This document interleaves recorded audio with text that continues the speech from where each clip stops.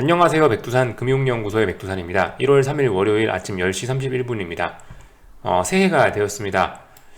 보통 우리가 새해가 되면은 앞으로 모든 것이 달라지고 그죠? 엄청난 기대감을 갖고 이러기 마련인데, 아무튼 그런 생각은 안 하시는 게 좋을 것 같습니다. 그죠? 그냥 똑같은 평상시라고 생각하시면 좋을 것 같아요. 물론 이게 해가 바뀜으로 인해서 달력이 한 장 넘어가고 나이를 한 살씩 더 먹고 윈도우 드레싱, 연초 효과 이런 것들이 나타나는 것들도 있지만, 어쨌든 그런 건 단기적인 이벤트성인 거고, 이 세상의 흐름은 어쨌든 계속 똑같이 흘러갑니다. 올해가 됐다고 갑자기 어떻게 되고, 내년이 됐다고 갑자기 어떻게 되고, 그런 거는 잘 없으니까요. 지금까지 살아보셔서 아시지 않습니까? 그죠? 어제 떴던 해나 오늘 뜬 해나 똑같습니다. 2021년에 떴던 해나 2022년에 뜬 해나 똑같아요. 네, 그러니까 어쨌든 그냥 평상시처럼 똑같이 차분하게 보셨으면 좋겠습니다. 미국장 보기 전에 한국이 이제 그냥 특별한 이유 없이 급등을 하니까 이와 관련된 한마디만 좀 하고 미국장을 좀 살펴보도록 할게요. 일단은 한국은 오늘 하락이 자연스러운 날에 특별한 이유 없이 갭상승 출발해갖고 지금 상승 중인데, 오늘 보시면 풋옵션들이 몇 거래일 동안 지켰던 중요한 지지선 자리를 강하게 붕괴시키고 있기 때문에 일단 강력한 매수세가 등장했다고 보는 게 맞겠습니다. 그래서 오늘 원웨이 시장, 원웨이 상승 가능성까지는 그런 조건까지는 좀 일단 갖춰지지는 않았어요. 오늘 원웨이 상승할 날이다 그렇게 이야기하지 못하겠고, 그렇다면은 이제 생각해 볼 수 있는 건 또 400싸움이라는 겁니다. 400싸움. 예, 또 다시 400싸움을 봐야 되겠다라는 거 생각하시면 되겠죠. 길고 짧은 거 대봐야 되니까 넘어갈지 안 넘어갈지는 일단 오늘 싸워보면은 결론이 나올 거고, 어쨌든 일단 조건은 그런 원웨이 상승이 가능하고 그런 조건은 일단 갖춰지지는 않았어요. 갭 상승하긴 했는데 위쪽에 저항이 있고, 또 그리고 그 전일 거래됐던 그 범위를 크게 벗어나지 않은 상황이기 때문에 원웨이 상승 이런 걸 기대하기는 어려울 수 있을 것 같다. 예. 다만 이제 풋옵션들이 오늘 중요한 자리들을 강하게 붕괴시키고 있기 때문에 일단 오늘 시장이 약세로 전환되고 이러기는 좀 어렵지 않을까 싶긴 합니다. 일단 강력한 매수세가 일단 등장은 했어요. 그래서 지금 현재 힘을 뽐내고 있어요. 그리고 현재 장 초반에 지금 개장한 지 30분쯤 됐는데 아주 강력한 매수세로 풋옵션을 일단은 정상적으로 죽일 수 있는 만큼을 일단 죽여놨어요. 풋옵션들이 일단 반토막 정도 났으니까 일단 만기일 아니죠. 지금 만기일 만기주 아니니까 일단 죽을 만큼 죽여놨어요. 솔직히 장 초반에 좀 너무 급격하게 풋을 죽여놓은 것 같기도 하고, 장 초반에 너무 지수가 강하게 올랐다, 너무 장 초반에 지수가 저항 가까이에 갖다 붙었다라는 생각은 좀 들긴 들거든요. 하루 종일 이 시세를 지속할 수 있을지는 일단 좀 지켜는 봐야 될 것 같습니다. 지금은 강력한 매수세가 분명히 유입이 됐음을 알긴 아는데 이게 과연 장 막판까지 유지가 될지는 잘 모르겠다라는 거죠. 그런 점 생각해 봐야 될 거예요. 말씀드렸다시피 개장한 지 30분밖에 안 됐고 머리 위에 무거운 저항이 있다라는 거, 요 정도 확인하시면 될 것 같고, 원달러 환율은 특별한 변동 없네요. 그죠? 원달러 환율은 그냥 조용히 그대로 있고요. 한국장이 좀 이제 이 미국장 하락마가 요런 거에 영향을 쌩까고 지 혼자 올라가길래 어쨌든 좀 먼저 좀 쳐다봤고요. 한국장은 그럼 이제 안 보겠습니다. 미국장만 좀 적당히 보고 마치도록 할게요. 미국 같은 경우는 나 하락 마감을 했죠. 마지막 날에 오미크론 우려 지속 등의 하락이라고 하는데 오미크론 때문에 빠진 것 같지는 않고 그냥 빠진 거예요. 때가 되니까 빠진 거예요. 일단 특별한 재료 없었습니다. 경제지표 발표 이런 것도 없었고, 그래서 구체적인 좀 숫자 같은 걸 구체적인 시장 상황을 좀 살펴보자면은 이렇게 장 막판에 좀 낙폭이 좀 많이 나오긴 했었습니다. 그래서 어떻게 했냐, 어젯밤이 아니죠. 연말에 그래서 한 11시 40분, 11시 50분쯤에 나스닥 숏을 일단 샀죠. 선물로 보면 더 좋을까요? 나스닥 30분 봉입니다. 나스닥 30분 봉인데요. 사실 그 전날에 이날 샀었어야 됐었어요. 제가 그러니까 그 12월 30일 날에 샀었어야 되는데, 이날 조건에 맞았어서 이날 샀었어야 되는데 제가 이날 피곤해서 졸아버리는 바람에 못 샀고요. 그래서 다음날 그냥 적당히 산 건데요. 일단 저는 여기 보시면 16,480에다 선 하나 꺼놨죠. 480 정도까지는 반등할 수 있다라는 생각을 갖고 여기쯤까지 좀 기다리긴 기다렸었는데 보니까 힘이 영 없더라고요. 적당히 위에 뭐 적당히 450 요 부근에서 일단 사긴 샀습니다. 480이란 자리는 왜 480이란 자리 줄을 건넜었냐면은 이 480이란 자리가 일봉상에서 보면은 그 전날의 시가와 여기 뭐 종가 요 정도 자리가 480 정도 됩니다.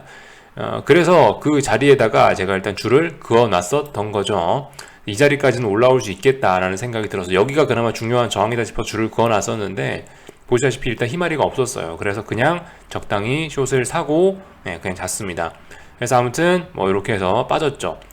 미국장 같은 경우는 그래서 하락해야 될 날에 하락을 했고 또 그리고 이 12월 31일 마지막 같은 경우는 중요하게 말씀드렸던 자리가 16,400인데 16,400을 결과적으로 장대 음봉으로 붕괴시켰다라는 것이 굉장히 의미가 있을 것 같습니다.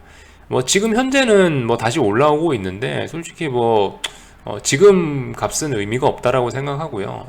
일단은 또 미국장 마감하는 거를 봐야 되겠죠. 하여튼 전 세계가 지금 보니까 뭐 아시아도 그렇고 이 미국도 그렇고 갭상승 출발해서 강한 상승을 일단 보여주고 있긴 한데요. 아무튼 미국장은 밤에 열리는 거니까 뭐 지금 어쩌고 저쩌고 이런 거는 일단 뭐 무시하도록 하겠습니다. 신경 쓰지 않도록 할게요. 하여튼 미국 같은 경우는 빠져야 될 자리에서 빠져서 뭐 추가 하락 가능성 이런 게 좀 열렸다고 보는 게 맞을 겁니다. S&P 일봉인데 선물보다 이게 좀 더 보기 편한 것 같긴 해요. 보면은 뭐 3, 4거래일 정도 저항을 누적시켰고 빠져야 될 자리에서 빠지면서 중요한 지지선 여기를 붕괴시켰죠. 그래서 일단 추가 하락 가능성 열어놓고 봐도 괜찮을 것 같고 나스닥 같은 경우는 뭐 말씀드렸다시피 중요한 저항이 16,400이다 라는 말씀드렸는데 16,400을 일단은 뭐 갭으로 어설프게 깬 것도 아니고 윗꼬리까지 달면서 이렇게 장중에 치열하게 싸우면서 붕괴시킨 거기 때문에 의미가 분명히 있다라고 봅니다. 무게중심은 아래쪽으로 기울었고요.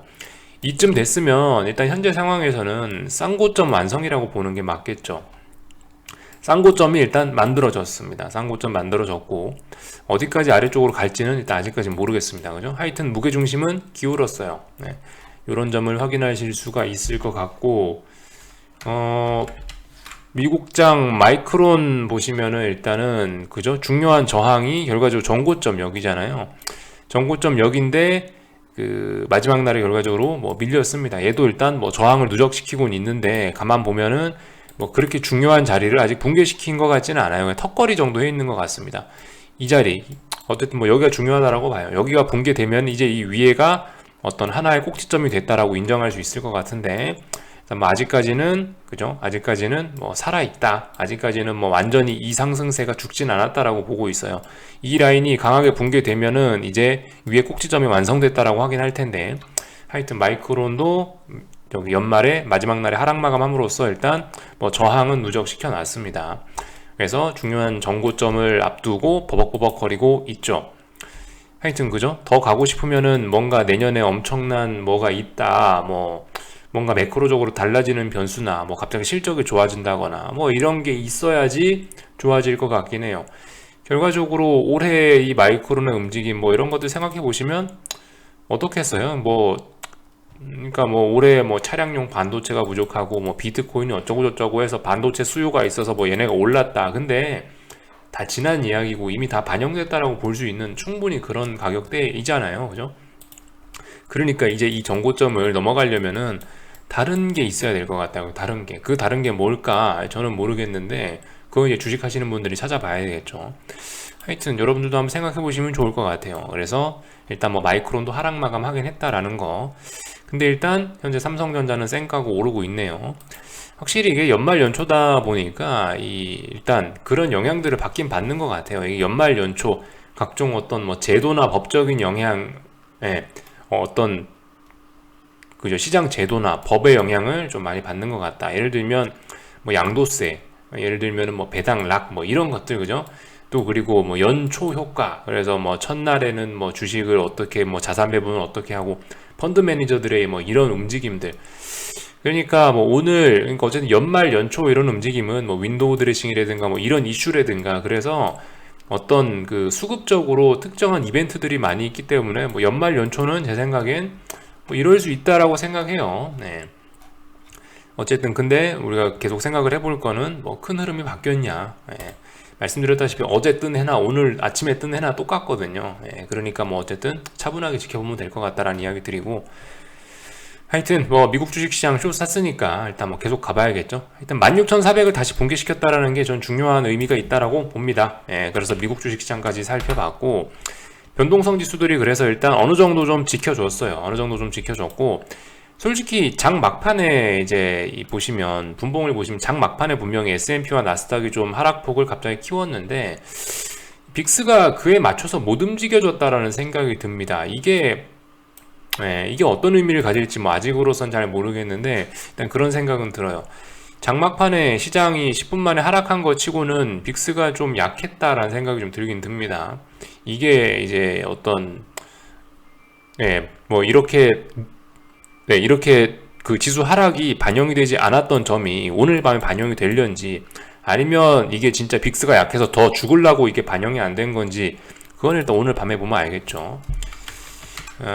나스닥 변동성 같은 경우도 일단 어디 자리에선가 일단 죽지는 않고 버티고는 있어요. 근데 충분히 살아나도 이상하진 않습니다. 그래서 하여튼 변동성 지수들은 버티고 있다라는 거, 오늘 살아나도 이상하진 않습니다. 미국 주식시장 같은 경우는 하락의 연속성을 보여줘도 이상하지 않은 그런 날이긴 해요. 그런 모습 만들어놨어요. 한국도 사실 그렇죠. 한국도 오늘 하락이 자연스러운 날인데 불구하고 그냥 갭상승 출발하면서 저런 모습 보이고 있잖아요. 하여튼 뭐 지켜보자고요. 뭐 딱히 할 말은 없고, UVXY도 솔직히 그래요. 조금 상승 전환까지 해줄 수 있었던 것 같은데 아무튼 뭐 그냥 적당히 아래 꼬리를 달고 말았습니다. 그래서 아주 미약한 뭐 12.5 부근에 뭔가 있다, 뭔가 어떤 약한 지지력이 있다라는 생각 정도는 드는데 뭐 그 이상은 뭐 딱히 말씀드릴 게 없네요. 하여튼 뭐 한번 버텨는 볼만한 자리인 것 같아요. 어떤 하락의 연속성 기대해 볼 만한 자리인 것 같으니까 빅스가 살아날 수 있다라는 생각도 해볼 수 있는 때인 것 같습니다. 충분히 그런 때라고 봐요. 하여튼 뭐 요 정도 살펴봤고, 달러는 이제 장 막판에 달러는 뭐 약세를 보이긴 보였는데 어쨌든 뭐 중요한 자리들 아직까지 지키고 있고, 그래봐야 뭐 박스권이라고 일단 보여지고요. 그렇다라고 해서 뭐 원달러 환율이 오늘 뭐 크게 어떻게 뭐 요동치고 그런 일은 없으니까.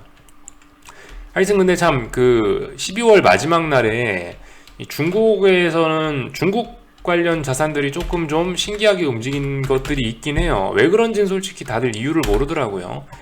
예를 들면 이거 그 12월 31일 마지막 날에, 마지막 거래일 날에 위안화가 초강세를 보였다가 아래 꼬리를 달고 다시 되돌렸거든요. 물론 계속 말씀드리지만 위안화는 중요한 자리가 결과적으로 여기 전저점 자리, 여기 직전 저점 자리를 다시 회복하냐 지키느냐가 중요하다라고 말씀을 드렸는데 일단 아직까지 이걸 깨고는 있지 않습니다. 그래서 뭐 신세계로 이렇게 뭐 아래쪽으로 뭐 계속 뭐 간다, 이거는 아직 이런 생각은 좀 이른 것 같고, 아무튼간 이 부근에서 아주 그냥 치열한 싸움을 하고 있는 것 같아요. 여기 지키느냐 뭐 이 자리를 살리느냐 죽이느냐에 대한 치열한 싸움을 하고 있다고 보이는데, 하여튼 드리고자 하는 이야기는 마지막 날에 12월 마지막 날에 보시다시피 위안화가 초강세가 한번 나왔었다라는 거, 요런 일들이 있었다라는 거.